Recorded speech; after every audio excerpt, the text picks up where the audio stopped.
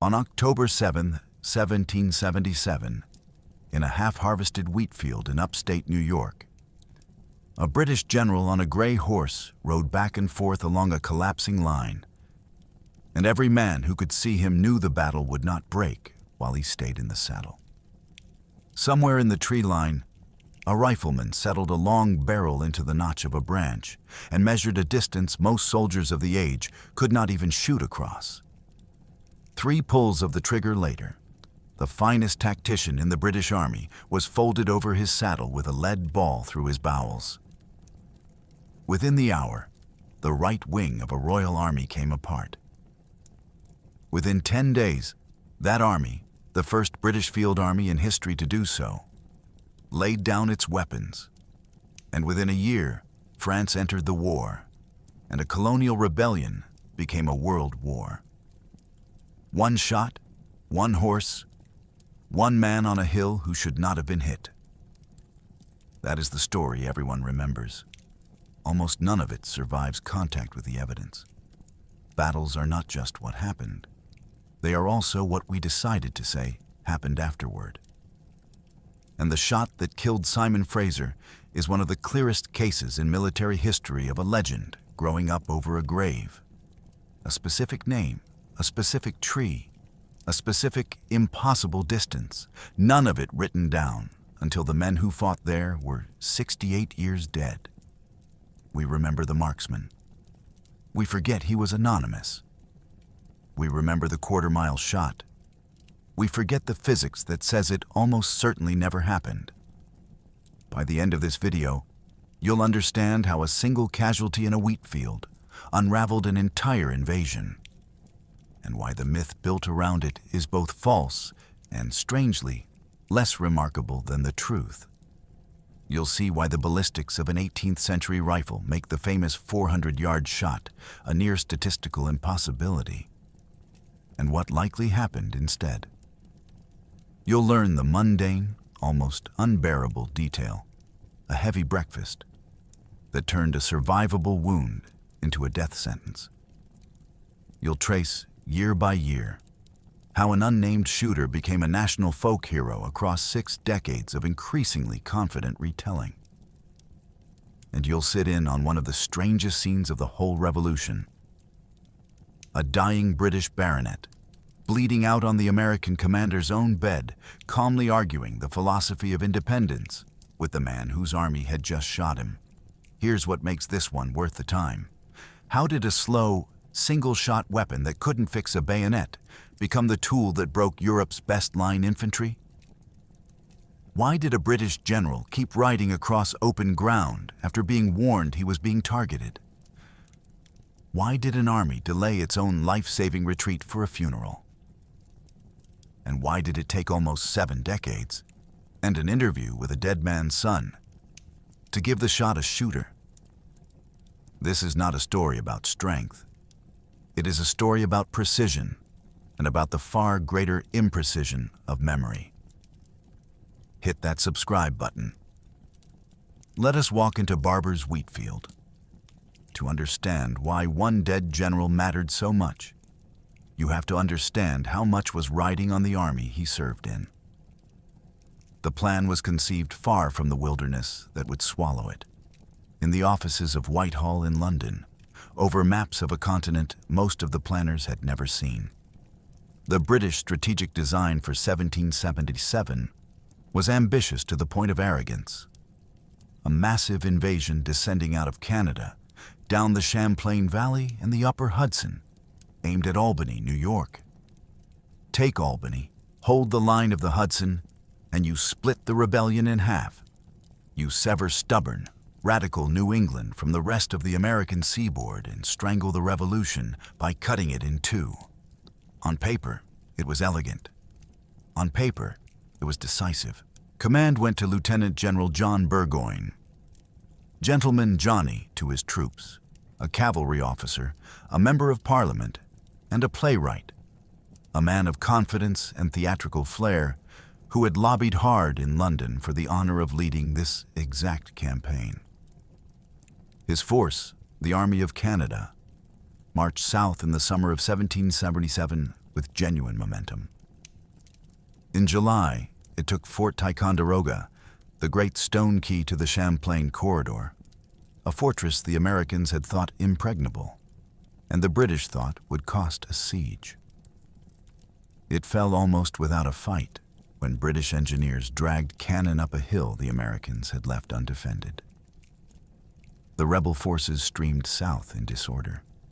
In London, when the news arrived, King George III reportedly burst in on the Queen crying that he had beaten the Americans. That was the high water mark. Everything after Ticonderoga ran downhill in every sense, but the literal one. Because the map lied. What looked on parchment like a clean line down a river valley was, on the ground, 100+ miles of primeval forest. Dense, trackless, virgin timber, tangled with ravines and swamp and blowdown. The retreating Americans made it worse on purpose. They felled enormous trees across the tracks, destroyed bridges, rolled boulders into the few passable defiles, and dammed streams to turn low ground into marsh. Burgoyne's army, dragging a heavy siege train and a baggage column swollen with an officer corps that traveled with its wine and its silver, sometimes advanced barely a mile a day. Every mile stretched the supply line further back toward Canada. Every mile fed the army deeper into a country that was, quietly, filling up with men who wanted it dead. And the forest did something else. It broke the tactics that had made European armies terrifying. The whole science of 18th century warfare. The drill, the discipline, the beautiful, murderous geometry of the line was built for open ground. It assumed fields.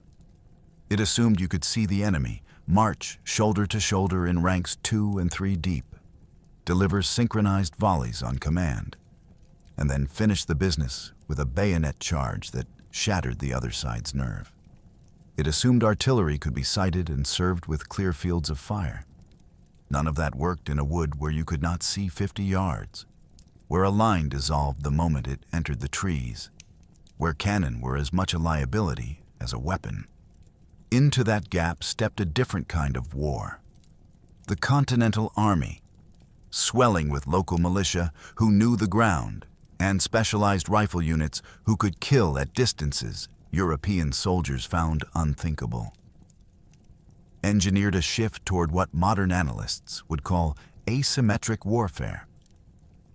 Don't stand and trade volleys with the redcoats, you'll lose. Instead, use the forest, snipe the officers, kill the artillery crews, bleed the column from the flanks and melt away before the bayonets can close. Make the enemy's greatest strengths, discipline, formation, shock, irrelevant, because there was nowhere to apply them. The result, over 2 battles in the autumn of 1777, was the first surrender of a complete British field army anywhere in the world. And the shockwave from that surrender crossed the Atlantic and convinced Louis XV of France to formally recognize American independence and enter the war. Turning a rebellion Britain might have crushed into a global conflict Britain could not win. At the dead center of that vast strategic story sits one small, hyper-focused human moment. A general falling from a horse in a wheat field. To understand how the two connect, we have to meet the men. He was, by common consent on both sides of the line, the best soldier in Burgoyne's army. Simon Fraser of Balnain, born in 1729, was a Scottish Highlander from a culture soaked in martial tradition. And by the autumn of 1777, he had spent essentially his entire adult life at war. He was a veteran of the 7 Years' War, the true First World War, and he had earned his experience in exactly the kind of country that would kill him. He had fought at the brutal siege of Louisbourg. He had served alongside General James Wolfe at the Battle of Quebec, the fight that decided the fate of North America. Garrison duty in Gibraltar and Ireland followed, and then a return to the continent where he had made his name. now to suppress the rebellion of the colonies he had once helped defend. In Burgoyne's invasion, Fraser held the command that mattered most, the Advance Corps. This was the Army's cutting edge, an elite, highly mobile strike force built from the best men available. His own 24th Regiment of Foot, a Grenadier Battalion, a Light Infantry Battalion, a company of picked marksmen, along with Canadian militia and allied Native American warriors. The Advance Corps was the vanguard. It scouted ahead of the main body, seized forward positions, and took the first shock of any contact with the enemy. Wherever the Army was going, Fraser's men got there first, and wherever the fighting started, Fraser's men were usually in it before anyone else. What set Fraser apart was not just competence, but a particular kind of leadership, physical, forward, relentless. He led from the front as a matter of doctrine and temperament both. He put himself at the exact point of friction in an engagement, the place where the line was most likely to break, because that was where his presence did the most good. Earlier in the campaign, at the vicious little Battle of Hubbardton, he had personally directed a desperate bayonet charge up a steep slope to turn the American flank and salvage the fight. That was the man, not a commander who watched from a rise and sent orders, but one who rode into the worst of it and made the worst of it hold. Around Saratoga, this made him something like the structural glue of the entire British position. When a regiment wavered, Fraser was there on his horse, rallying it. When a gap opened, Fraser plugged it. When a counterattack was needed, Fraser organized and led it, racing along the line from crisis to crisis, visible, audible, unmistakable. His sheer force of personality demanded obedience from his regulars, and he seemed to be everywhere the Army was in danger of coming apart. Which made him, to the men on the other side of the field, the single most valuable target in the British Army. The American commanders understood the logic with cold clarity. You did not have to beat the whole British line at once. You had to beat the thing that held the British line together, and that thing was a man on a horse. Break Simon Fraser, and the command and control apparatus he embodied would break with him. And then the line was just a line, without the mind that made it fight beyond its strength. In an age that still half believed war was about honor and courage, the Americans had arrived at a ruthlessly modern conclusion. To kill an army, you kill its nervous system, and its nervous system had a name. The man history would eventually assign the shot was, in almost every way, Fraser's opposite. Timothy Murphy, born around 1751, was the raw archetype of the American frontier warrior, a type the British officer corps found both baffling and infuriating. He was born near the Delaware Water Gap to Irish Presbyterian immigrants from County Donegal, and his family did what such families did. They pushed west to the Shamokin Flats in Pennsylvania and later into the Wyoming Valley, out onto a frontier defined by hard subsistence, isolation, and near constant brutal conflict. Murphy grew up in a world where the rifle was not a sport or a symbol, but a tool of survival, as ordinary and as essential as an axe, and where using it well was the difference between eating and starving, living and dying. When the war came, and it came fast, in the summer of 1775, right after Lexington and Concord lit the fuse, Murphy and his brother John went to it immediately. They enlisted in Captain John Loudon's company of Northumberland County Riflemen. By the time the Saratoga campaign began 2 years later, Murphy was not a green recruit, but a hardened combat veteran with a long resume of hard fighting. He had been at the siege of Boston. He had survived the disaster at the Battle of Long Island, where Washington's army was very nearly destroyed. He had skirmished through Westchester, and he had been promoted to sergeant in the 12th Pennsylvania Regiment. fighting through the grinding winter campaign that produced the victories at Trenton and Princeton. But what defined Murphy was one specific, lethal gift. He could shoot. To grasp what that meant, you have to grasp the standard. The Continental Army's benchmark for an expert marksman was already extraordinary by the standards of the age. The ability to reliably hit a 7-inch target at 250 yards. That is a distance at which a British regular with a smoothbore musket could not have hit a barn door on purpose. Murphy reportedly met that standard, with a natural talent for estimating range and controlling his breathing that separated the truly deadly from the merely good. In the summer of 1777, that talent earned him a transfer into one of the most feared units of the war, the corps of Colonel Daniel Morgan, Morgan's rifleman. General George Washington himself had understood the specific problem of the northern forests, that British Allied warriors and light infantry were savaging the American flanks in country where conventional troops were helpless. And his answer was to detach Morgan's 500 hand-picked marksmen and send them north to reinforce General Horatio Gates. Their mission was explicit, and it was chilling in its modernity. Neutralize the enemy skirmishers, and systematically kill the British officer corps. Cut off the head, paralyze the command, turn the discipline of the finest army in the world into a leaderless crowd. Morgan's men were, in effect, a dedicated corps of snipers with a doctrine of decapitation. And on October 7, 1777, they would be turned loose on the one officer whose death mattered more than any other. But before we put the rifleman in the tree, we have to understand the tree and the rifle. Because the entire legend and the entire reality turns on a single question of technology. What could these weapons actually do? The American Revolution was fought at a hinge moment in the history of firearms.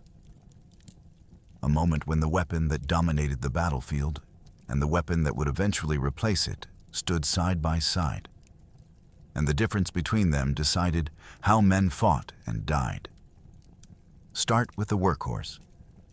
The British smoothbore flintlock musket, the famous Brown Bess. The great majority of soldiers on both sides carried some version of it, redcoat and Continental alike. It was a heavy, robust, brutally simple weapon, a 75 caliber bore firing a 69 caliber lead ball wrapped in a paper cartridge that held both ball and powder. And the crucial fact about it, the fact that shaped an entire era of tactics, is that it was never designed to be accurate. It was designed to be fast. Because the ball was deliberately smaller than the bore, it rattled down the barrel and bounced off the interior walls on its way out, leaving the muzzle at an angle nobody could predict. A soldier could aim carefully at a single man 100 yards away and miss by 10 feet through no fault of his own. The weapon simply would not shoot where it was pointed. The effective, useful range of a Brown Bess was somewhere around 50 to 100 yards, and the closer the better. The military doctrine that grew up around this limitation was not about individual marksmanship at all. It was about mass. Line infantry closed to within 50 yards of the enemy, close enough to see faces, and then delivered synchronized volley fire on command, a wall of lead thrown out by hundreds of muskets at once, functioning like one enormous shotgun. Then came the bayonet and the charge, and the moment where discipline and nerve decided everything. A well-drilled British regular could load and fire this weapon 3 to 4 times a minute, and could plant 18 inches of steel on the end of it and come at you through the smoke. Speed and shock, that was the whole game. Now the other weapon. Morgan's men carried the American long rifle, the Pennsylvania rifle, sometimes called the Kentucky rifle. And it was a fundamentally different kind of object, built on a fundamentally different idea about what a gun was for. It had descended from the Jaeger hunting rifles of Swiss and German gunsmiths, refined by immigrant craftsmen in Pennsylvania into something distinctly American. A slender, elegant weapon with a long, full-length stock, often of curly maple, and an exceptionally long, octagonal iron barrel, 40 to 60 inches of it. And cut into the inside of that barrel were the spiraling grooves that gave the weapon its name and its power: the rifling. The bore was smaller, typically 40 to 50 caliber. The shooter loaded a patched round ball, wrapping the lead sphere in a small patch of greased linen or leather before forcing it down the barrel. That patch was the key. It gripped the rifling grooves tightly, so that as the ball traveled up the barrel, the spiral imparted a fast gyroscopic spin. A spinning ball flies straight, the way a well-thrown football flies straight, stabilized against the tumbling and wandering that ruined a musket ball's flight. The result was accuracy that seemed almost supernatural to men raised on the smoothbore. A skilled rifleman could hit an individual target at 200, even 300 yards. But, and this matters enormously for what follows, that precision came at a brutal price, and the price was time and vulnerability. Loading a rifle was slow, hard physical labor. That tight-fitting patched ball, which made the weapon accurate, also had to be forced the entire length of a long barrel that fouled with thick black powder residue after every shot. It took a wooden ramrod and real effort, and sometimes a mallet to start the ball. Where a musketeer fired 3 or 4 times a minute, a rifleman managed 1, maybe 2. And the long rifle carried no bayonet. It could not be fitted with one.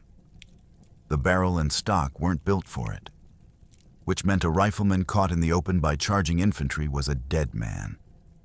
He had a slow, single-shot weapon and no steel, against troops who could close the distance and gut him before he reloaded.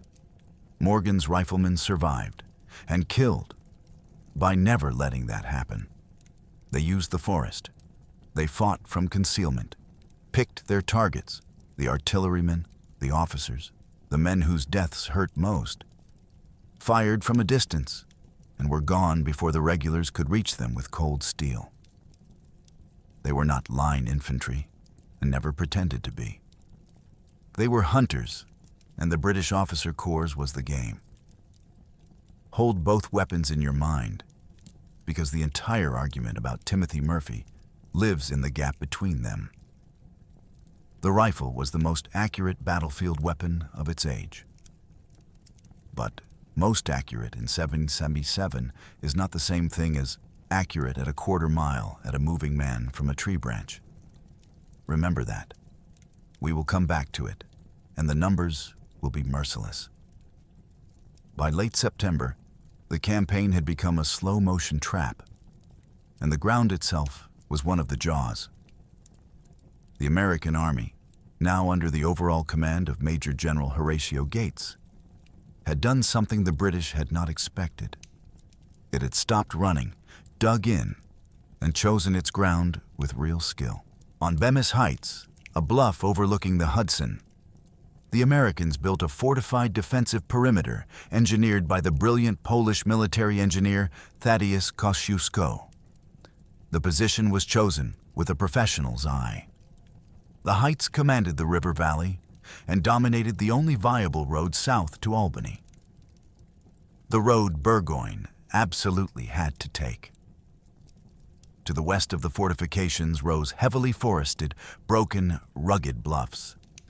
Exactly the kind of country in which a European army in rigid formation was helpless, and in which American riflemen were kings. Burgoyne could not go around. He could not easily go through, and he could not stay where he was forever. The first collision had come on September 19th at Freeman's Farm.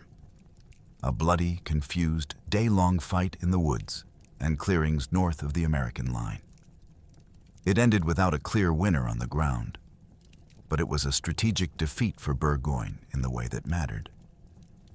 He took casualties he could not replace, gained nothing decisive, and was left staring at an entrenched enemy he could not dislodge. He dug in just north of the American positions and waited for reinforcement, for supply, for a break that never came. By early October, the British situation had curdled from difficult into a genuine crisis. The math of the campaign had turned lethal. Rations were nearly gone, the army was being put on reduced portions, and the surrounding country had been stripped or was hostile. Winter was coming on fast, and a British army caught in the open forest of upstate New York through a northern winter would simply die. Worst of all, the relief Burgoyne had counted on, a force pushing north up the Hudson from New York City under General Henry Clinton, had failed to materialize in any meaningful way. Burgoyne was alone, deep in enemy country, running out of food and time, with an enemy growing stronger by the day as militia poured in from across New England to watch the great British invasion strangle. He had, in truth, two choices: retreat north and admit the campaign had failed, a humiliation, but a survivable one, or gamble.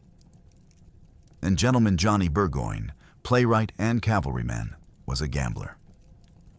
On the morning of October 7, 1777, Burgoyne authorized what he called a reconnaissance in force, a phrase that tried to make a gamble sound like a plan. The idea was to push out a strong detachment, roughly 1,500 of his best regular troops supported by heavy artillery, to probe the American left flank for a weakness he might exploit, and just as urgently, to forage. The unharvested crops in Barber's wheat field were food, and Burgoyne's army was starving. So the operation was half-armed reconnaissance, half-desperate grocery run, conducted by an army that could no longer afford to sit still and could not afford the risk of moving. Burgoyne deployed his force in a textbook European linear formation, and immediately the ground began to punish him for it. The line stretched precariously across a front of 1,000 yards, far too wide for the number of men holding it, so thin it invited exactly the kind of blow the Americans were about to deliver. On the right, near the woods, the Earl of Balcarres commanded the light infantry and the 24th Foot. In the center stood the German troops under General Rydesel. On the left, Major John Ackland's British Grenadiers anchored the flank. And moving among the right-hand formations, where the danger from the forested bluffs was greatest, rode Brigadier General Simon Fraser, directing the advance corps, the Army's best soldier, at the Army's most exposed point. They advanced into the field, and they stopped to let the foragers work. And for a little while, the reconnaissance in force just sat there in the autumn sun. 1,500 of the finest infantry in the world, strung out in a thin line along the edge of a forest that was, at that moment, filling with men who intended to kill them. The Americans saw them almost at once. The first man to grasp the opportunity was a staff officer with a sharp eye and a gift for a phrase.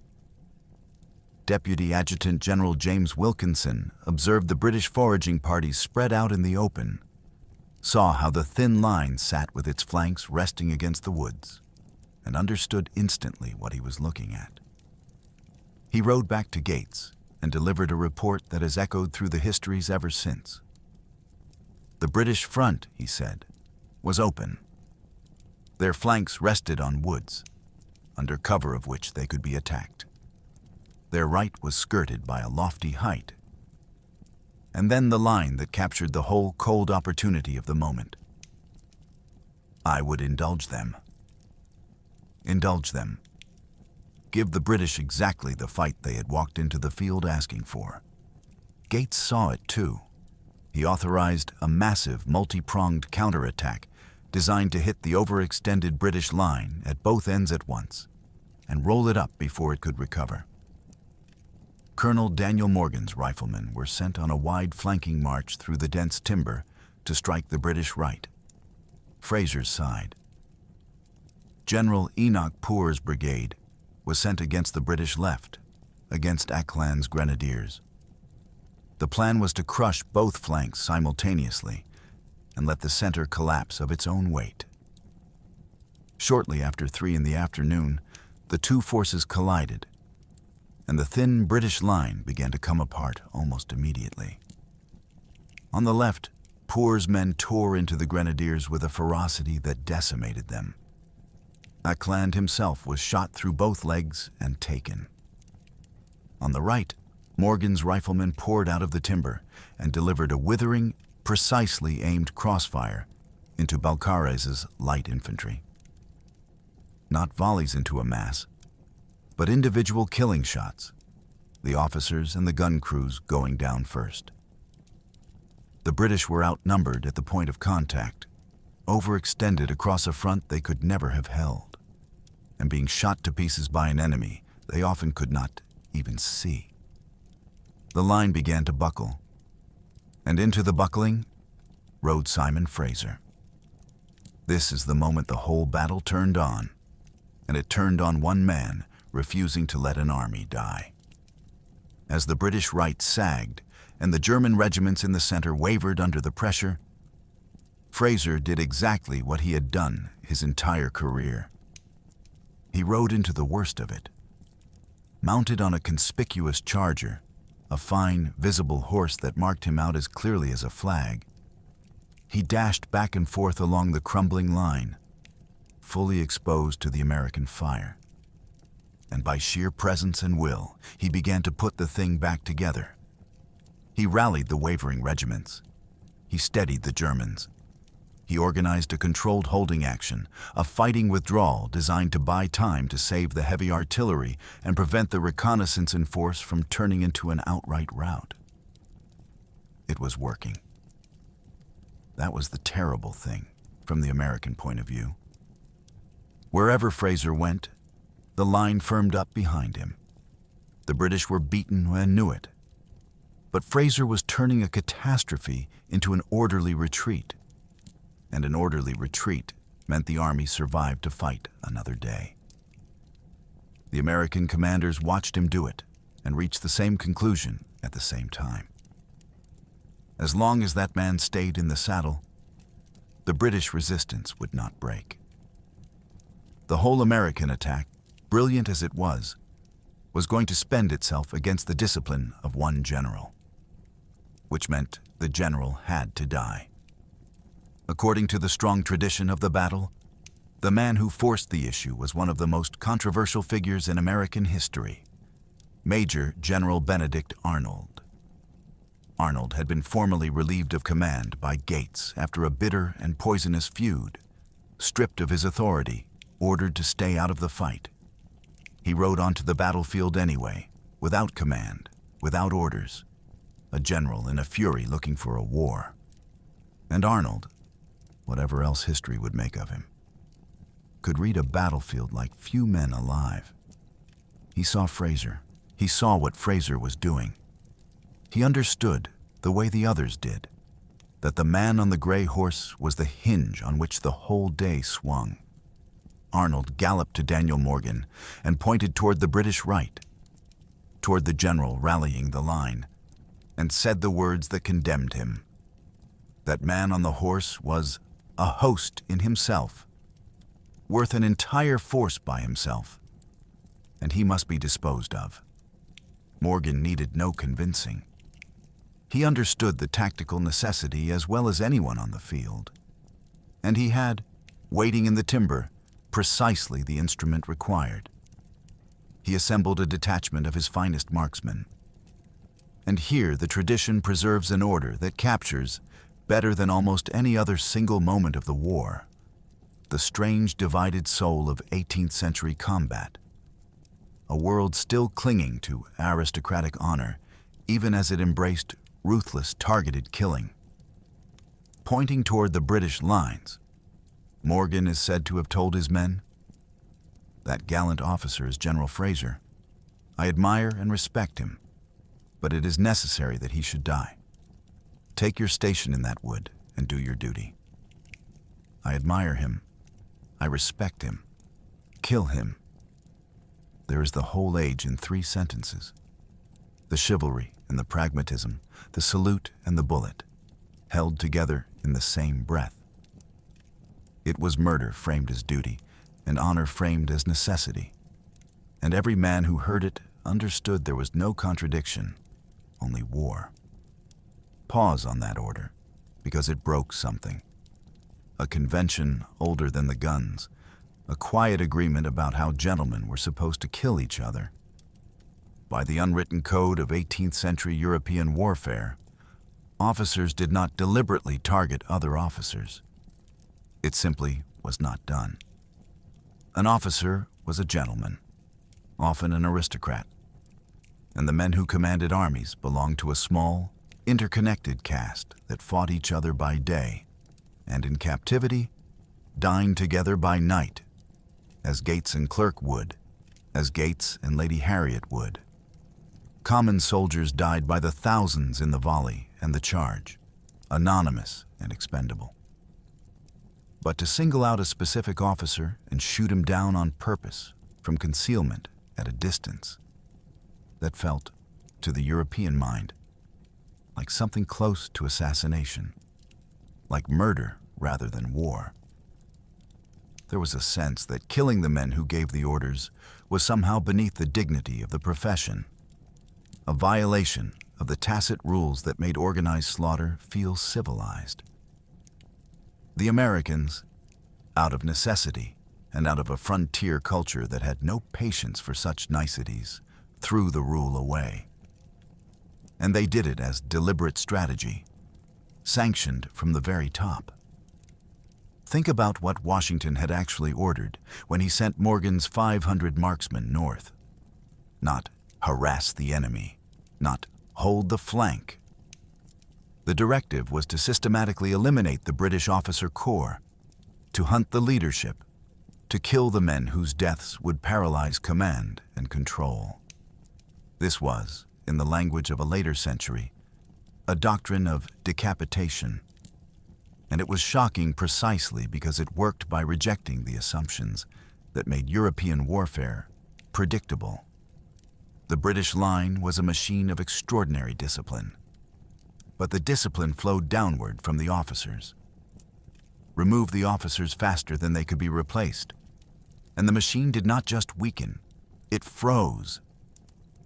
Regiments stood leaderless. Orders stopped coming. The beautiful clockwork of the drill, with no one to wind it, ran down. To the British, this was infuriating and a little horrifying, and their letters and diaries carry the outrage. Their light infantry and their native allies could fight the Woods War.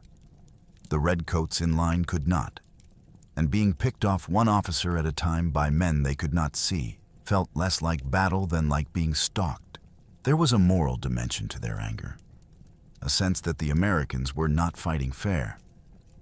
And there was, underneath it, the cold recognition that fighting fair, in the sense they meant, was a luxury of armies that could afford to trade volleys in open fields. The Americans could not afford it, so they invented a war in which they did not have to.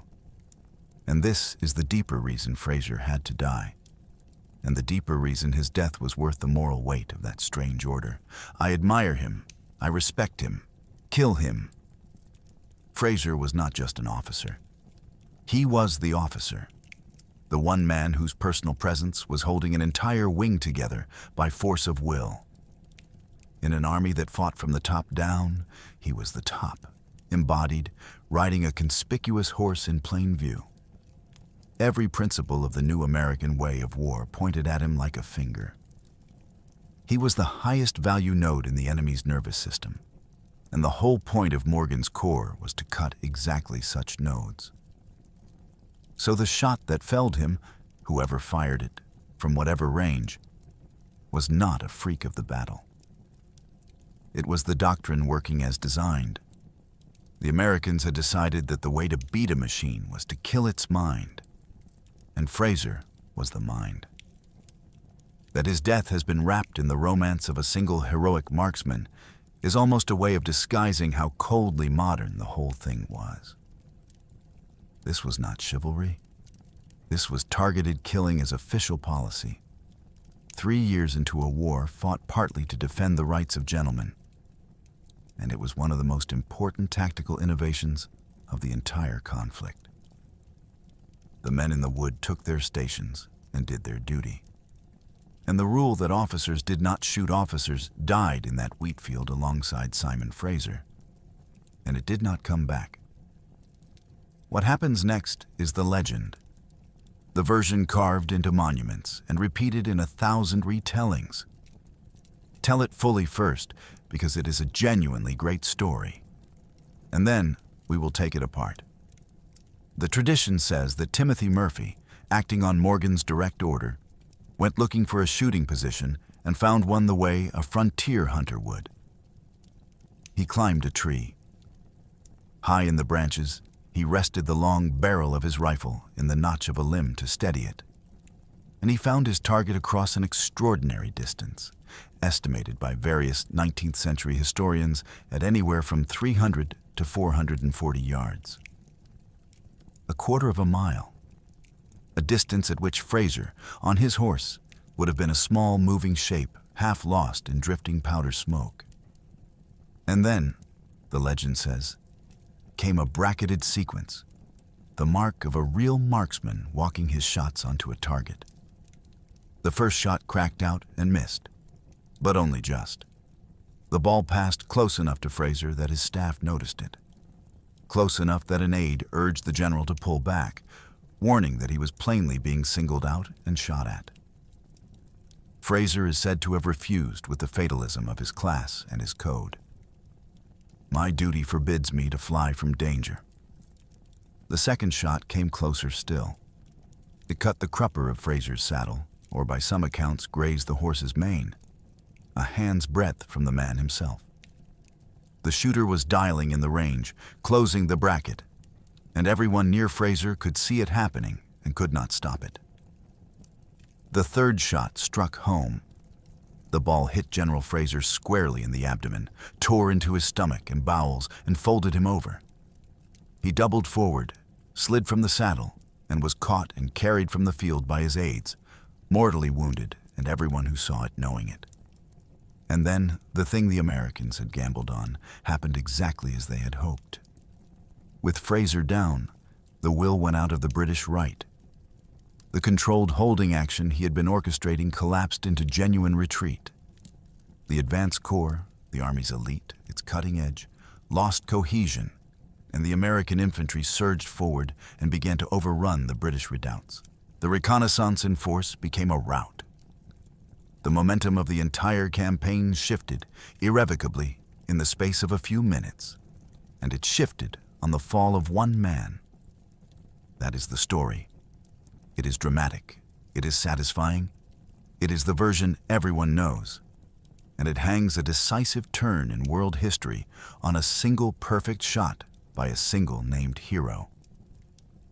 Now let's find out whether any of it could actually have happened. Take the legend, the quarter-mile shot, the tree, the bracketed sequence, the named marksman, and hold it against the cold physics of an 18th century weapon. It does not survive the encounter intact. Start with the projectile, because everything flows from its shape. A round lead ball is, aerodynamically, close to the worst possible thing you could throw at a distant target. It has what ballisticians call a poor ballistic coefficient. It is terrible at cutting through air. A modern rifle bullet is long and pointed and slippery. It holds its velocity and flies flat and true for hundreds of yards. A sphere does the opposite. It sheds speed almost immediately and drops like a thrown stone. Watch what that means in flight. Fired with a heavy charge of black powder, say 70 to 90 grains, a .45 caliber round ball leaves the muzzle faster than sound. But atmospheric drag hammers it, and it bleeds off velocity at a frightening rate. Within 100 to 150 yards, the ball decelerates back down through the transonic barrier, the region around the speed of sound, roughly 1,100 feet per second. And the transition from supersonic to subsonic is violent for a sphere. It gets buffeted, destabilized, knocked off its clean flight path exactly when you need it to be steadiest. Precision, which was already marginal, collapses. The weapon that could reliably hit a man at 200 yards is a very different weapon at 400, and not in a way that favors the shooter. Then there is gravity, and this is where the numbers become almost comic. Over a quarter mile, a round ball does not fly to its target. It arcs to it, in a steep parabola more like mortar fire than rifle fire. To land a ball on a target at 440 yards, the shooter cannot aim at the target at all. Ballistic reconstructions indicate he would have to aim more than 28 feet above it. 28 feet, the height of a two-story house, of holdover. Judged by eye, over broken ground, through smoke, with iron sights, from a tree. And here the real killer enters. Range estimation. There were no laser rangefinders in 1777. There was no way to know the distance to a target across undulating terrain, except to guess. And the guess had to be almost perfect, because the trajectory was so steep that small errors became total misses. Run the numbers. At 425 yards, that ball drops about 19 feet below the line of aim. At 440, it drops 28. So if the shooter judged the range at 425 when it was really 440, he would aim for 19 feet of drop. The ball would actually need 28, and it would pass 9 feet under the target and bury itself in the dirt. A misjudgment of 15 yards, a rounding error over a quarter mile, and the shot fails completely.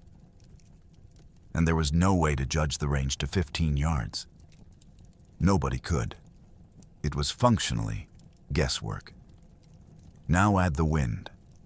A sphere is exquisitely vulnerable to a crosswind because it has no shape to resist being pushed. A gentle breeze of just 5 miles an hour, barely enough to stir a flag, the kind of air movement a shooter might not even consciously register, will shove a round ball more than 5 feet sideways over 440 yards. Not corrected for. That alone is a clean miss on a man. And then, finally, the target was moving. Fraser was not standing still. He was on horseback, riding actively along the line, going from crisis to crisis. A moving target forces the shooter to calculate lead, to fire not where the target is, but where it will be when the ball, after its long, slow arc, finally arrives. Stack that on top of 28 feet of vertical drop and 5 feet of wind drift and range estimation to an impossible tolerance, and you are no longer describing marksmanship. You are describing a lottery. Put it in perspective with the modern world. Today's competitive black powder shooters, using meticulously machined reproduction rifles, precision-cast balls, standardized powder charges, and solid bench rests in controlled conditions, struggle to hold groups of 15 to 18 inches at 300 yards. That is the ceiling for the best in the world, under ideal conditions, at a shorter range than the legend claims. Now take away the bench rest and put the shooter in a swaying tree. Take away the machined barrel and give him a handmade one. Take away the controlled range and give him drifting smoke, uncertain distance, and the screaming chaos of a battle. Take away the paper target and give him a moving man. The honest conclusion is unavoidable. Simon Fraser may well have been struck by a rifle ball, but any hit at 300 to 440 yards was the product of luck and volume of fire, of many balls in the air finding a target by chance. Not of a single aimed, deliberate, precision shot. The mathematics does not merely make the famous shot difficult. It makes the aimed version of it, as told, effectively impossible. It is worth being precise about the distinction, because it is the whole point. Nobody is claiming Fraser could not have been hit by a rifle ball. On a battlefield, with hundreds of riflemen firing hundreds of balls in the general direction of the British command, someone was going to be hit. And given how conspicuously Fraser exposed himself, riding a fine horse up and down an open line, he was statistically among the likeliest men on the field to catch one. A ball finding him at long range is entirely believable. What is not believable is the aimed, deliberate, walked-in version. The marksman who chose him, ranged him, missed him twice by inches in a bracketed sequence, and then killed him with the third. That story requires the shooter to have controlled variables that were, in 1777, uncontrollable. The exact distance, the exact drop, the exact wind, the exact lead on a moving man, all judged by eye through smoke from a swaying branch. Chance can put a ball into a general at 400 yards. Skill cannot put it there on purpose. And the legend is, from beginning to end, a story about skill. There is a reason this matters beyond pedantry. The romance of the single deadly marksman flatters a particular idea about war, that it turns on individual excellence, on the one great man with the one great gift at the one decisive moment. It is a comforting idea, and a very American one, and it is largely false. Battles turn on mass, on doctrine, on logistics, on luck, on the anonymous cumulative work of thousands. Fraser was almost certainly killed the way most men are killed in war, by a ball fired in his direction by someone who could not have told you, afterward, whether it was his. The legend replaced that ordinary, probabilistic death with an extraordinary, intentional one, because the extraordinary version makes a better story and asks less of us. It lets one hero stand in for a whole grinding apparatus of killing. That is what myths are for. It is also exactly what history is supposed to see through. There is a second layer of the legend that collapses just as completely, and it collapses on a simpler point: logistics. Part of the Murphy story insists that he did not use an ordinary rifle at all, but a rare and advanced double-barreled weapon, an over and under swivel breech design, or even a revolving pepper box, crafted by the Pennsylvania gunsmith John Gulcher. Such a weapon would solve the most glaring problem with the three-shot sequence: the reloading. With two or more barrels, Murphy could fire multiple times without the laborious business of loading between shots. It is a tidy fix for a plot hole. It is also almost certainly false. Historical and antiquarian research indicates that while John Gulcher was indeed a celebrated gunsmith, in eastern Pennsylvania, his production of sophisticated multi-barrel and revolving rifles came predominantly after the Revolution had ended. There is no contemporary evidence, none, that Timothy Murphy possessed such a rare, expensive experimental weapon at Saratoga in 1777. It is a detail added later to make an impossible story mechanically plausible. And without it, the mechanics of the legend fall apart on their own. Assume Murphy carried what he almost certainly carried: a standard single-barrel long rifle. Now picture the 3 to 4 aimed shots of the legend, performed in sequence from a tree. Between each shot, he would have to measure a powder charge, place a greased patch over the muzzle, seat the lead ball, and then force it, with a long wooden ramrod against the resistance of a barrel fouled with residue from the previous shot. Down the entire length of that 40-plus inch barrel. On the ground, braced and steady, this is hard, deliberate work. Balanced in the branches of a tree, one hand needed just to keep from falling, it is not difficult. It is essentially impossible, repeated 3 times under fire. The double-barreled rifle is a patch over a hole in the story. Remove the patch, and the whole is the whole story. So if the ballistics demolish the mechanics of the legendary shot, one enormous question remains. How did Timothy Murphy, a real man, a real soldier, really at Saratoga, become universally enshrined as the specific assassin of Simon Fraser? The answer is one of the clearest and most instructive case studies in all of American history of how a legend is manufactured. And it begins with a silence. Go back to the primary documents. Go back to 1777, to the after-action reports and the private letters written by the men who were actually there in the days and weeks after the battle, while the smoke was still figuratively in the air. Read Daniel Morgan's account. Read Horatio Gates. Read Philip Schuyler. Read the correspondence of the Continental officers who fought at Bemis Heights and who had every reason to celebrate the killing of Britain's best general. And search them for a single mention of Timothy Murphy in connection with the death of Simon Fraser. There is none. Not one. At the time of the event, the man who shot Simon Fraser was completely, totally anonymous. This is not a small gap. It is the entire foundation. The officers named other men for other deeds at Saratoga.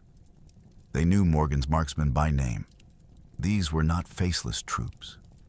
And yet, in all the contemporary record, the shooter of the highest value target on the field, the shot that helped decide the campaign, goes entirely unnamed. Even Fraser himself, dying, reportedly said only that he had seen a rifleman in a tree take aim at him.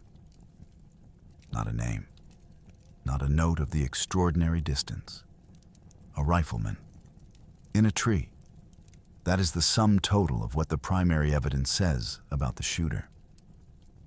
And it gets worse for the legend, because the earliest detailed accounts don't just fail to support the sniper story. They actively contradict it. In 1831, more than half a century after the battle, General Morgan Lewis visited the Saratoga battlefield. Lewis was not a bystander. He had served as quartermaster on Gates's staff during the campaign. He was there, and standing on the ground, he explicitly refuted the emerging sniper story. Fraser, Lewis said, was not on horseback when he was shot at all. He was fighting on foot. And the battle smoke was so thick, so impenetrable, that Fraser could not possibly have been individually identified and singled out at a distance. Lewis's conclusion was blunt. The general was killed by a random volley, not a sniper, not a duel of a marksman against a hero. A stray ball out of a wall of fire, the most ordinary death a soldier can die. A few years later, in 1835, another primary voice added a second contradiction. Ebenezer Mattoon, an American artillery officer who had been at the battle, wrote a letter published in the Saratoga Sentinel, describing how, through a break in the dense powder smoke, he saw an unnamed elderly man with a long hunting gun fire at a mounted British officer who pitched forward on his horse's neck. Mattoon's whole point was that the shot did not come from Morgan's riflemen at all, but from an anonymous old soldier standing right there in the melee, close range, not a quarter mile. Near enough that a fatal shot was exactly what a long rifle was built to deliver. Some later retellings put the distance at around 66 yards. Whatever the precise figure, the account describes a realistic killing by an anonymous man at a range where the physics cooperates, nothing like the legendary shot from the tree. So here is where the evidence actually stands. An anonymous shooter. Testimony that Fraser was on foot in thick smoke, killed by a random volley. Other testimony pointing to an unnamed elderly man making a realistic close-range shot. Nowhere, in any of it, a named marksman making a quarter-mile shot from a tree. Timothy Murphy is not in the story yet. Someone is about to put him there. The construction of the Murphy legend can be traced through the historical record like geological strata, each layer laid down further from the event and more confident in its claims than the one beneath it. Follow it in order, and you can watch a folk hero being built, brick by unverified brick. 1777, the contemporary military dispatches. The shooter is anonymous. Fraser allegedly mentions only a rifleman in a tree. This is the bedrock, the primary source evidence, and it contains no name. 1831, General Morgan Lewis, Gates's own quartermaster. Fraser was on foot, in smoke too thick to aim through, killed by a random volley. This is primary testimony from a man who was there, and it directly refutes the targeted sniper story before that story has even fully formed. 1835, Ebenezer Mattoon, an artillery officer at the battle, in a published letter. An unnamed elderly man with a hunting gun shot a British officer off his horse at close range in the smoke of the fighting. Again primary, again anonymous, again pointing to a realistic close-range shot rather than a legendary long one. Then, in 1845, 68 years after the battle, the name finally appears. Jephthah R. Sims, in his History of Schoharie County, becomes the first author in history to explicitly name Timothy Murphy as the man who killed Simon Fraser, and to claim that Morgan personally selected him for the task. This is the birth of the legend as we know it. And on what is it based? Not a document from 1777, not an officer's report, not Murphy's own sworn account. It is based, by Sims's own framing, on an unverified interview with an unnamed son of Murphy, a second-hand family recollection, gathered 68 years after the fact, of what an illiterate old frontiersman had supposedly told his children about a battle in his youth. That is the entire evidentiary basis for the name that would go on every monument. 1856, James Graham, in his Life of General Daniel Morgan. Graham was connected to Morgan's family, and his account is telling precisely for what it does not say. Graham describes Morgan ordering his best marksmen to bring Fraser down. A group of shooters aimed at the general, which is tactically sound and matches the reality of massed fire far better than a lone sniper. And crucially, Graham names no rifleman at all. 11 years after Sims had already named him, a Morgan biographer telling the same story doesn't mention Timothy Murphy. The hero simply isn't there. 1877, William L. Stone, in his major work on Burgoyne's campaign. Stone copies the earlier accounts largely verbatim, and then artificially inserts Murphy's name as the sole, deliberate marksman, without citation, without new evidence, simply grafting the name from Sims onto the fuller narrative. Stone was widely read and influential, and it is largely his account that cements the myth into mainstream historical acceptance.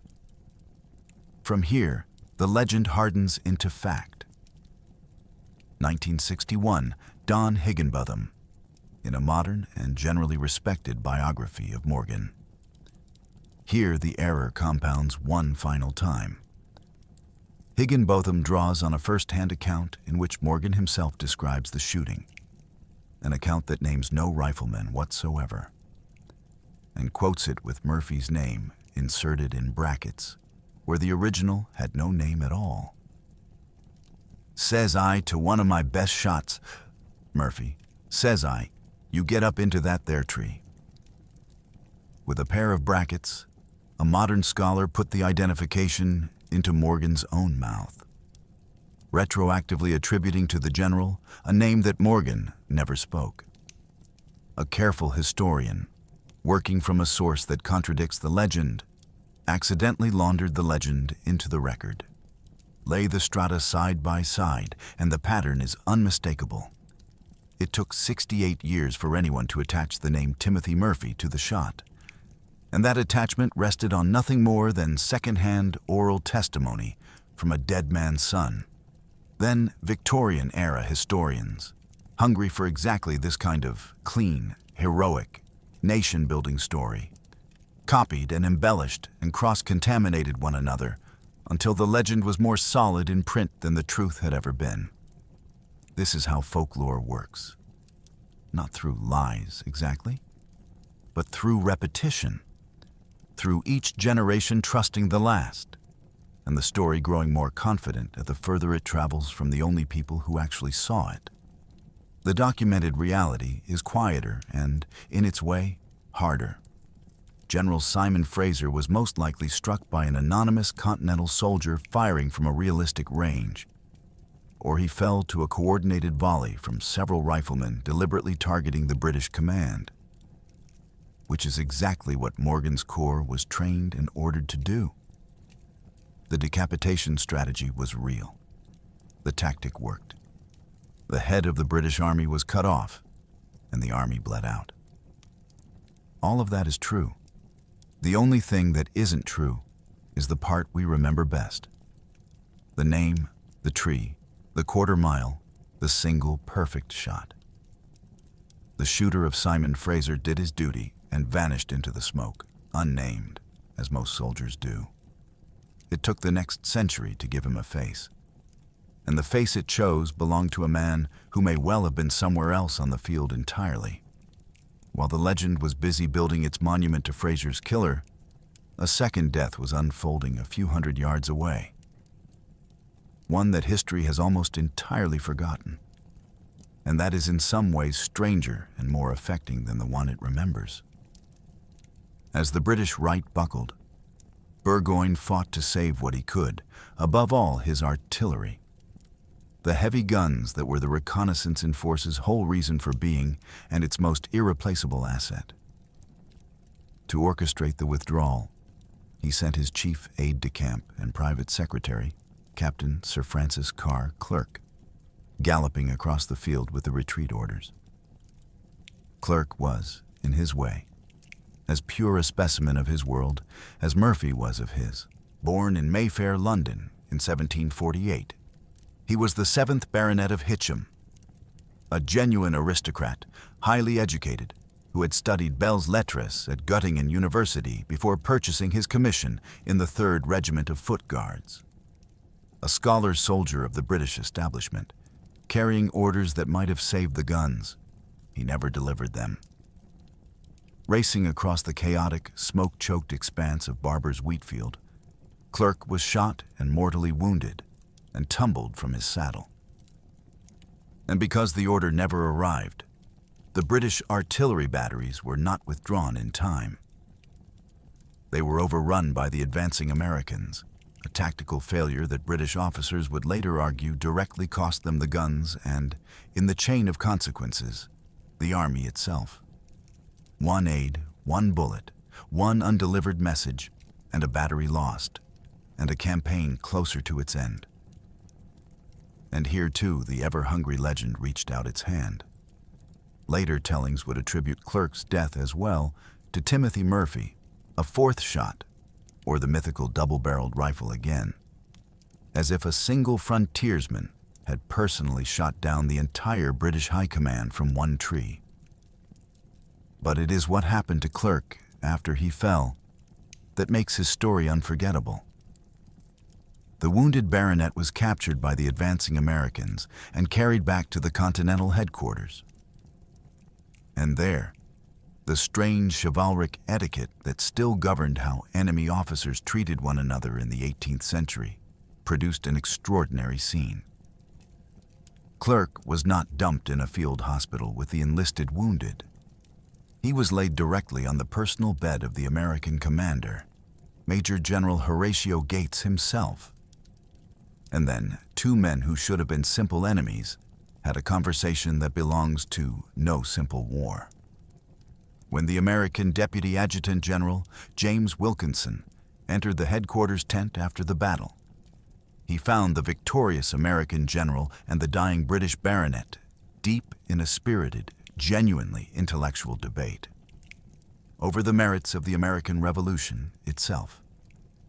Clerke, bleeding to death in an enemy camp, expressed a remarkably nuanced and even sympathetic view of the colonial grievances.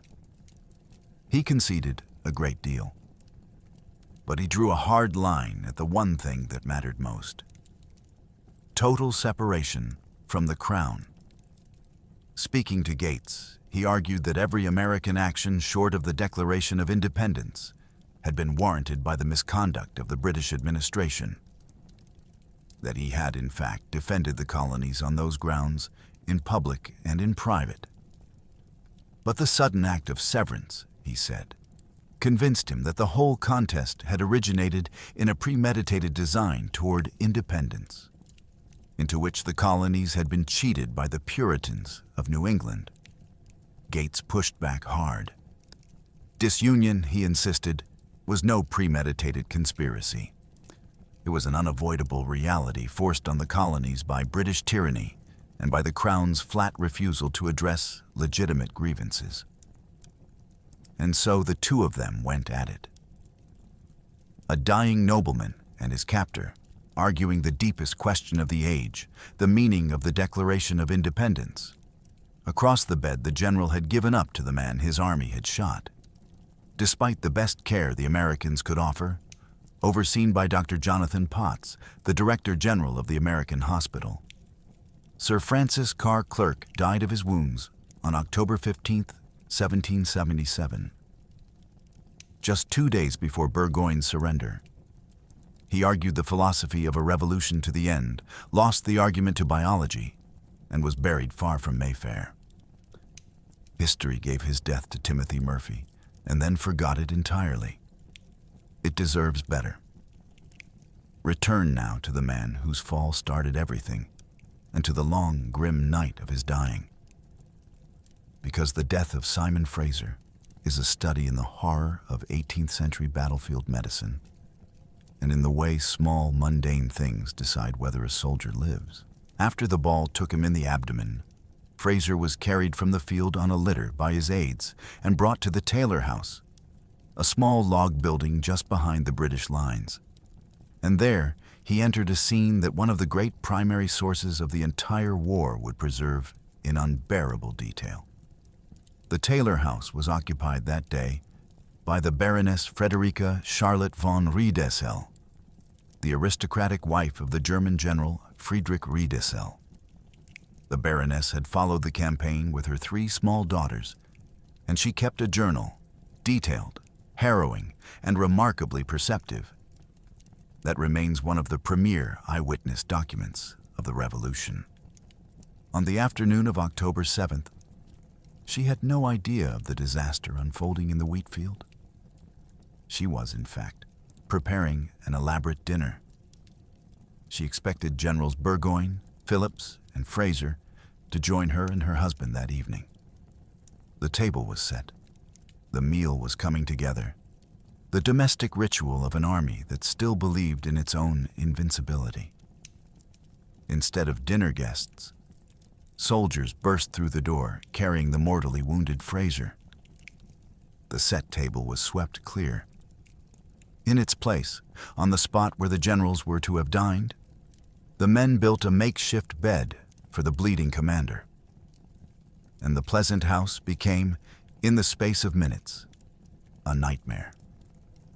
A casualty clearing station overflowing with mangled men. The Baroness huddled in a corner with her terrified children as the artillery bombardment outside grew deafening.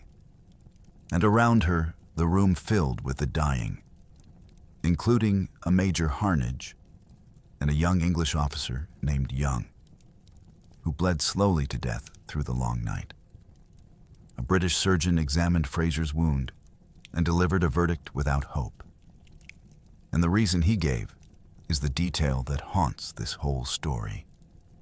The ball had torn into the abdomen and done catastrophic damage to the bowels. And the damage was so total, the surgeon believed, because of the most ordinary thing imaginable. Fraser had eaten a large, heavy breakfast that morning. His intestines were full and expanded. So the ball, instead of perhaps slipping between the organs and leaving a survivable channel, had torn directly through the fully distended intestinal tract, ripping it open along its length.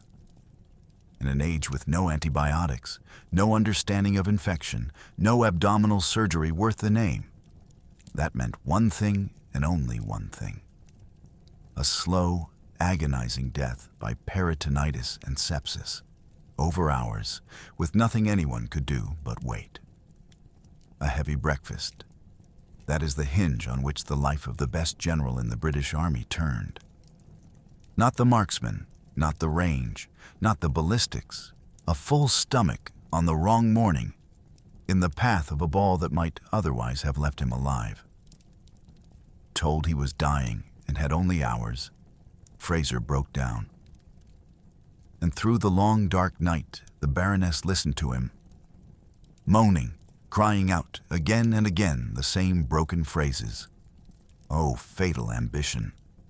Poor General Burgoyne, my poor wife. Fatal ambition? A dying man's judgment on the whole doomed enterprise, delivered from a makeshift bed on a cleared dinner table, in a house full of other men dying around him. Knowing the end, Fraser made one specific last request. He asked to be buried the following evening at exactly 6 o'clock on the summit of the Great Redoubt, a fortified hill behind the British camp. He held on through the night and died at about 8 o'clock on the morning of October 8th.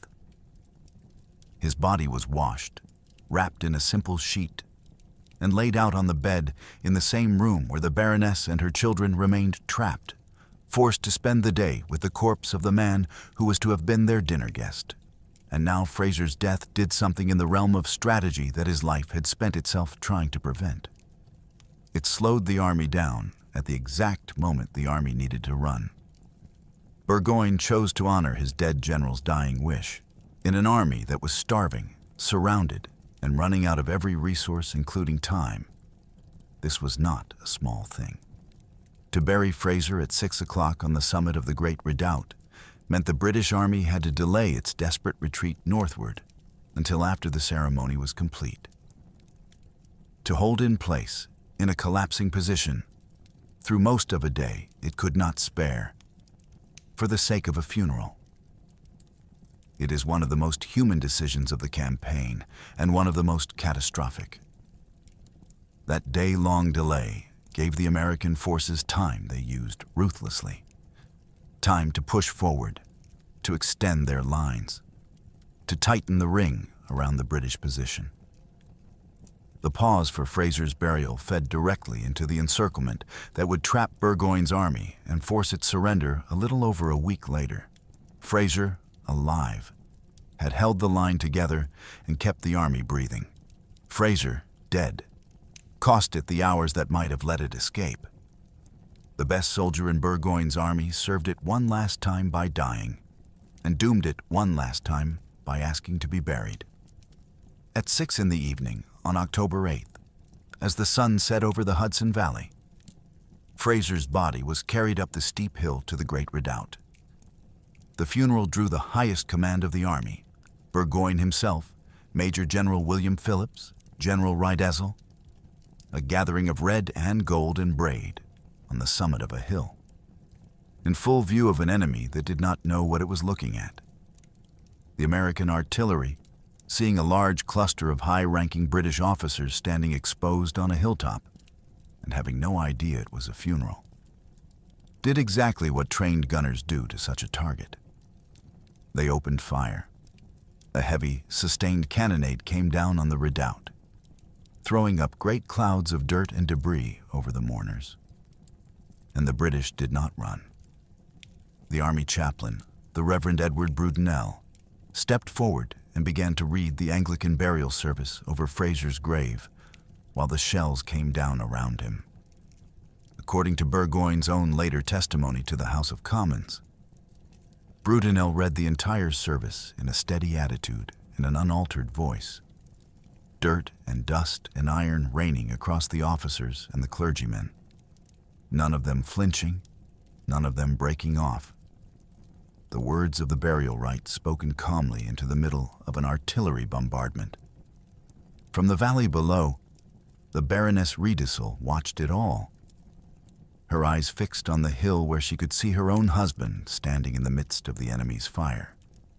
"Cannonballs," she wrote, speeding through the air not far from her, while she watched the men on the hill refuse to move. It is one of the most arresting images the revolution produced.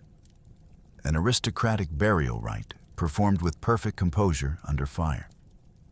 The old world's absolute commitment to form and honor, standing motionless in the middle of the new world's total war.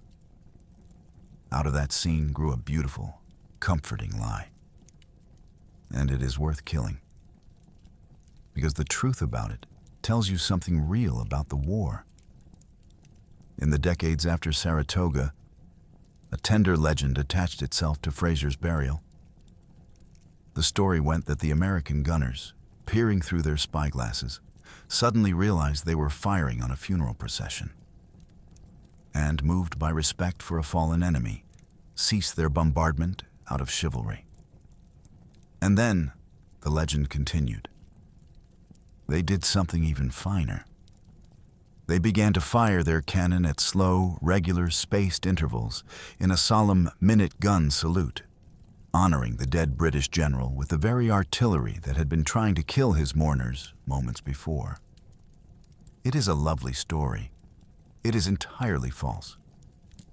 There is no basis for it in the primary evidence, and the reality it papers over is the opposite of chivalrous. The Americans did not know a funeral was taking place. They did not stop firing out of respect. They fired because they saw a dense cluster of enemy generals standing exposed on a hilltop, and they were doing their best to kill them.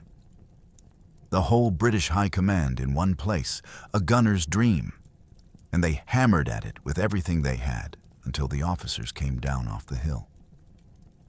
There was no gallant recognition, no ceasefire of honor, no minute gun. There was a battery of American artillery trying to decapitate the British Army at its own commander's grave. The minute gun myth misrepresents the entire nature of the Saratoga campaign, which was not a gentleman's war but a ruthless, total one, fought by riflemen ordered to assassinate officers from the trees and gunners eager to blow up a funeral if the funeral contained enough brass. That is worth remembering precisely because the other legend, the sniper myth, pulls in the same comforting direction. Both stories sand the war down into something more chivalrous, more storybook, more flattering than it was. The truth of Saratoga has generals debating philosophy on their deathbeds and gunners shelling a burial in the same 48 hours. It was both worlds at once, and it was merciless. When the burial was finally done, the ruined army could delay no longer. Burgoyne abandoned his fortified camp, leaving hundreds of severely wounded men behind to the mercy of the Americans, and began a miserable retreat north through freezing, torrential rain, the wagons sinking to their axles in knee-deep mud. It was not an escape. It was a funeral procession for the army itself. Exhausted, starving, soaked, and surrounded, Burgoyne's force was run to ground at Saratoga, modern Schuylerville. And on October 17, 1777, the first British field army in history laid down its arms and surrendered to Horatio Gates. And across the ocean, the calculation in Versailles began to change. Before we leave the battlefield, one more story deserves telling, because it captures the same divided soul as everything else at Saratoga. The coexistence in the same campaign of ruthless killing and elaborate courtesy. Remember Major John Acland, commander of the British Grenadiers on the left, shot through both legs and captured as Poor's brigade tore his men apart. When word of his capture and his serious wounds reached the British camp, his wife resolved to do something extraordinary. Lady Christian Henrietta Caroline Acland, known as Lady Harriet, decided to cross the enemy lines to nurse her husband. She was pregnant at the time. She went anyway. She appealed directly to General Burgoyne, who wrote her a formal letter of introduction to General Gates. It is a document from another world, Burgoyne describing Lady Harriet as a lady of the first distinction by family, rank, and personal virtue, so consumed with concern for her wounded, captured husband that he could not refuse her request to commit her to the enemy commander's protection. Then, accompanied by the same Reverend Brudenell, who had read Fraser's burial service under fire, and carrying a flag of truce, Lady Harriet traveled down the Hudson at night in an open boat toward the American lines. She was halted by a sentry in the dark and made to wait until daylight. A pregnant noblewoman, in an open boat, in the cold, on a river between two armies. And when daylight came, she was escorted to General Gates, who received her with immense courtesy and immediately granted her access to her wounded husband in the American hospital. The same Gates who gave up his bed to a dying enemy baronet extended every protection to an enemy officer's pregnant wife. Hold the two halves of Saratoga together and marvel at them, in the same campaign, on the same ground, in the same few days. Riflemen were ordered to hunt and kill enemy officers from concealment. Gunners shelled a funeral to murder the men standing at it. And the opposing generals exchanged elaborate, gracious letters guaranteeing the safe passage and tender care of an enemy commander's pregnant wife. Assassination and chivalry. Total war and perfect manners. Running side by side and never seeming to the men and women who lived it to contradict each other at all. That was the age. It killed you from the trees and then wrote your widow a courteous note. Before the legend, before the histories, before any of it, there was simply the accounting of what the wheat field had cost. And it is worth sitting with the human size of it, because the strategic story tends to swallow the human one whole. Start with the men Burgoyne left behind. When the ruined army finally pulled out of its camp in the freezing rain, it could not carry its badly wounded. Hundreds of them, men torn apart in the wheat field and at Freeman's farm, were abandoned in the fortified positions, left to the mercy of the advancing Americans because there was no way to move them and no time to try. Some would be cared for. Some would die where they lay. This was the reality beneath the elegant letters and the philosophical deathbed debates. A retreating army shedding its broken men into the mud because survival left no room for them. Then there was the army itself. On October 17, 1737, at Saratoga, Burgoyne surrendered what remained of the Army of Canada to Horatio Gates. Somewhere on the order of 6,000 men, the survivors of an invasion that had marched out of Canada that summer, full of confidence and the king's high hopes. The terms were generous by the standards of the age. Gates, aware of how thin his own position might yet become, offered a convention rather than an unconditional surrender under which the British troops were to be marched to Boston and shipped home on parole.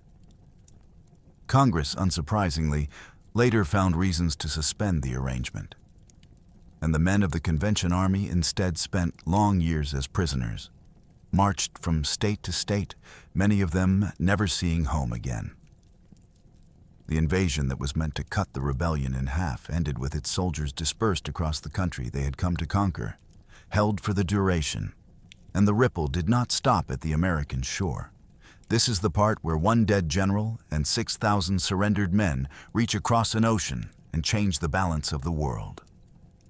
The news of Saratoga arrived in Paris in the winter of 1777, and it did what no American argument or emissary had managed to do. It convinced the French court that the Americans could actually win. Benjamin Franklin, working the salons and the ministries of Versailles, suddenly had the one thing he had lacked: proof. Within months, France moved from quiet, deniable aid to open alliance, formally recognizing American independence and entering the war against Britain in 1778. And where France went, its fleet went, and its army, and its treasure. A colonial rebellion Britain had a real chance of crushing became a global war, fought from the Caribbean to India, and Britain no longer had the strength to win it everywhere at once. The line that ran from Yorktown's surrender in 1781 back through the French alliance reaches, unbroken, to a wheat field in October 1777 and a general falling from a horse. So weigh it all together. A brilliant soldier gut shot and dead within a day. His chief aide bled out on the enemy commander's bed, arguing philosophy to the end. Major Ackland crippled and captured, his pregnant wife rowing through the dark to reach him. Hundreds of wounded abandoned in the rain. 6,000 men marched into captivity. And purchased with all of it, a French alliance that made a nation possible. That is the true price and the true prize of the battle. Not a single miraculous bullet, but a vast and human ledger of suffering and consequence. Most of it belonging to men whose names, unlike Timothy Murphy's, no legend ever bothered to preserve. Which brings us, at last, back to Murphy himself, and to the strange fact that the one deed history hung on him is the one he probably never did. Here is the irony at the center of the whole legend. Timothy Murphy did not need it. His claim to have killed Simon Fraser is dubious, unsupported by any primary source, and probably false. But Murphy's actual documented career makes him one of the genuinely formidable and effective frontier warriors of the entire revolution. A real hero, whose real deeds were buried under a fake one. History gave him a shot he almost certainly didn't make, and then largely forgot the things he actually did. After his enlistment in Morgan's Rifles expired in 1719, Murphy returned to the Schoharie Valley of New York and joined the Albany County Militia, continuing to serve as a long-range scout and skirmisher in the brutal frontier war against Loyalist raiders and the Iroquois Confederacy. He took part in the devastating Sullivan Expedition of 1779, the scorched earth campaign that destroyed the agricultural base of the Iroquois nations. He hunted down notorious Tory leaders. He became, in the words that would follow him, the terror of the Tories and Indians. And unlike the Fraser shot, that reputation rests on things he verifiably did. His single most defining act, the one that is historically documented rather than folkloric, came in October 1780 at the defense of the Middle Fort in the Schoharie Valley. A massive force of 800 to 1,500 British regulars, Tories, and Native American warriors under Sir John Johnson besieged the fort.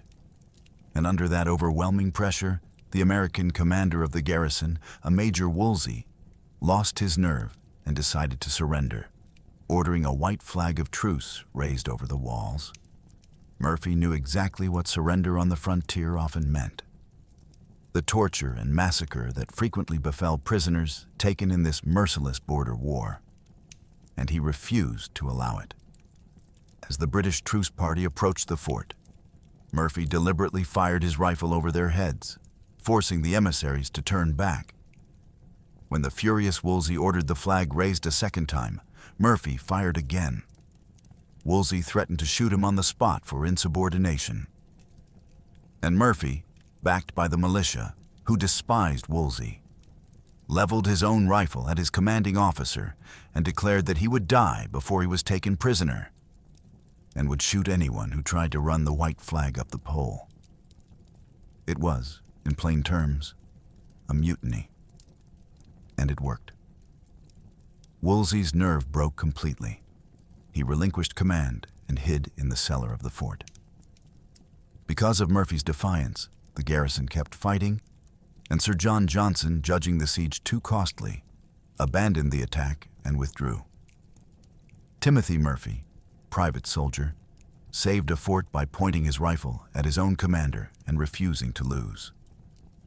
That is documented. That happened. And it is a better story than the one he's famous for. Murphy survived the war.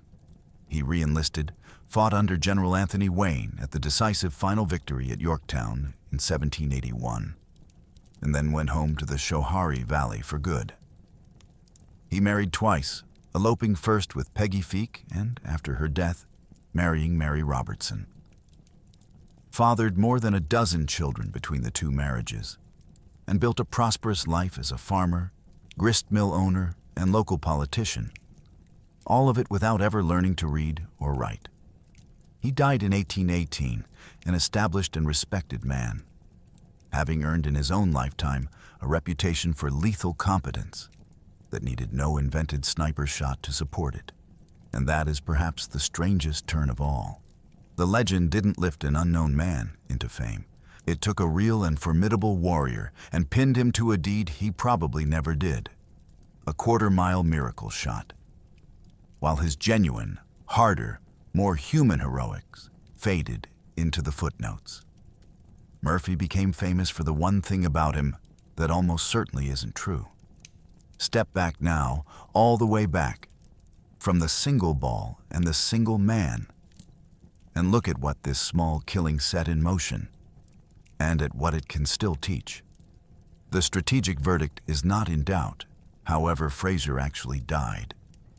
Saratoga was the turning point of the American Revolution. The surrender of Burgoyne's roughly 6,000 men on October 17, 1777, is generally regarded as the first time a full British field army had laid down its arms, and its consequences were seismic. The victory convinced Louis XV and the court at Versailles that the American cause was viable, that these colonial rebels could actually beat the greatest military power on earth. France formally recognized American independence and entered the war, bringing with it a navy, an army, money, and the transformation of a colonial rebellion into a global conflict that Britain, stretched across the world, could not win. It is not too much to say that the road from Barber's Wheatfield led to Yorktown, and that the fall of one general on one horse was a link in the chain that made the United States. That is the strategic truth. But the deeper lesson of this story is not strategic at all. It is about the distance between what happened and what we remember. Because look at what memory did here. It took an anonymous shot and gave it a famous name. It took a realistic close-range killing, or a random ball out of a volley, and stretched it into a quarter-mile miracle from a tree.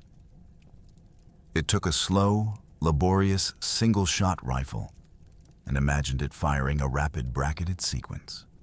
And when the mechanics didn't work, it invented a rare double-barreled weapon to make them work. It took a ruthless artillery barrage aimed at murdering a funeral and reimagined it as a chivalrous minute gun salute. At every turn, over the decades, memory chose the cleaner, more heroic, more satisfying version. And at every turn, it chose wrong. This is not because the people who built the legend were liars. It is because a good story is a kind of gravity. It pulls facts toward it. Sims wrote down a dead man's son's recollection. Stone grafted the name onto the Fuller account. A modern scholar misread a source and laundered the myth into scholarship. And each step felt reasonable, felt like honoring a hero, felt like getting the story right. The legend didn't need a conspiracy. It only needed 68 years, a satisfying shape, and each generation's willingness to trust the last. And here is why it matters beyond one battle. The forensic tools that dismantle the Murphy legend, the ballistics, the primary source chronology, the willingness to notice a 68-year silence, are the same tools that separate history from myth everywhere. The round ball drops 28 feet at a quarter mile, whether or not the story is beautiful. The contemporary reports name no shooter, whether or not we wish they did. Morgan Lewis said Fraser was on foot in the smoke, killed by a random volley, and he was standing on the ground when he said it. The evidence does not care what makes a better documentary. And the discipline of caring more about the evidence than the story is the entire difference between knowing the past and merely being comforted by it. Notice, too, what the real story loses and what it keeps. It loses the hero. There is no Timothy Murphy in the tree, no perfect shot, no single frontiersman deciding the fate of empires with one pull of the trigger. But look at everything it keeps. It keeps Fraser, the finest soldier in the army, riding along his crumbling line, refusing to fly from danger. It keeps a dying general crying fatal ambition through the night on a clear dinner table. It keeps a heavy breakfast turning a wound into a death. It keeps a British baronet debating the Declaration of Independence with his captor from the general's own bed. It keeps a chaplain reading the burial service in an unaltered voice while shells fall around him. It keeps a pregnant noblewoman rowing across a river at night to reach her wounded husband, and an enemy general receiving her with courtesy. The truth of Saratoga does not need the myth. It is stranger, richer, and more human than the legend that grew over it. And it has the added virtue of being true. The decapitation strategy was real, and it worked. Washington understood that the way to break the finest army in the world was not to outdrill it, but to kill the men who made it think. And Morgan's riflemen, whoever fired the fatal ball, did exactly that. The head came off the British army in that wheat field, and the army bled out over the following 10 days, and a nation was born from it. That much is solid ground. Everything built on top of it, the tree, the name, the quarter mile, the double barrel, the minute gun, is the architecture of legend, raised by later hands who preferred a hero to an accident. We began with a general on a gray horse, riding back and forth along a line that would not break while he stayed in the saddle, and a rifleman we will never really identify, settling a long barrel into the notch of a branch. That image is carved into the American memory.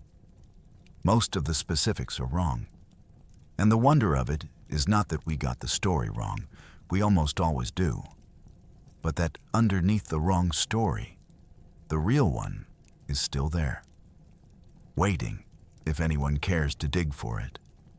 Simon Fraser asked to be buried at 6 o'clock on a hill behind his camp, and the army that loved him honored the request and died a little faster for it. The shot that killed him has been given to a hero it probably doesn't belong to.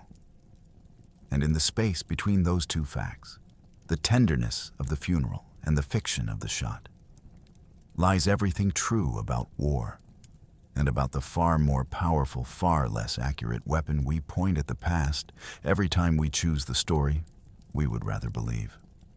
The ball dropped 28 feet. The shooter had no name. And the truth, as it so often is, was better than the legend all along.